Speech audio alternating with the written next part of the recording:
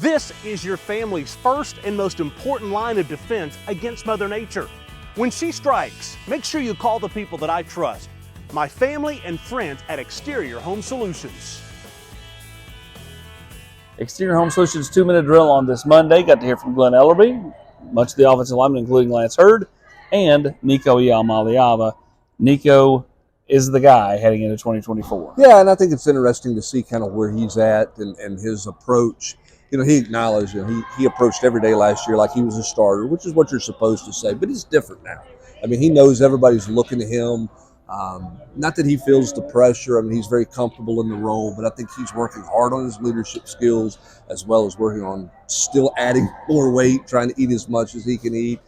And I think he's comfortable with who he is and the role he's got with this team as their leader and their quarterback. Yeah, up 25 pounds from when he got here. He got here about 190 at 215, and I'm sure they'd love to get him to 220 by the start of fall camp. Yeah, and I think I think his goal right now is just to maintain through spring and then try to put on another 10 to 12 pounds if he can this summer and be ready for fall camp. And again, I think he's comfortable with the offense. He and Joey have such a good rapport, a good relationship that it feels very natural right now for Tennessee offense. And he obviously likes his young receivers that have arrived to join his core receivers when you talk about Mike Matthews and Staley and Chris Brazel. As for Glenn Ellerby, no Sprags this spring. He calls it a silver lining because it's going to push him to get more guys ready. There'll be a deeper unit come fall. Yeah, and I think it starts with where's Shamir off, and how far can he go this spring. They know what they have in Jackson Lampley, and I think they feel like he's steady, knows what he's doing there. Dane Davis can flip around, can play in the guard spots, but where's Bustle? Where's Sham? Where's some of these young guys moving forward with this guard position?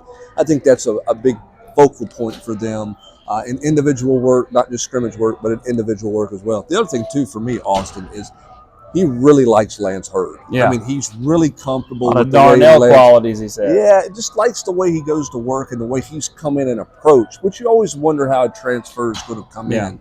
Does he think, hey, I'm the man right out of the gate? Sounds like he's blended in really well with this group. Well, and talking to us today, very humble kid. You know, very, very soft-spoken, humble kid, and, just kind of ready to kind of put his head down. And I mean, he's going to be the left tackle, but earned the left tackle spot. Yeah, earned the left tackle spot. And obviously John Campbell, they seem to have a good rapport together, those two guys. Campbell seems comfortable on the right side as the right tackle. And again, Glenn Ellerby seems like he likes the mental makeup and just kind of the personality of his offensive line room early on here in spring practice. We'll see where they're at in another 4 or 5 months when they get ready to try to figure out who their best five are.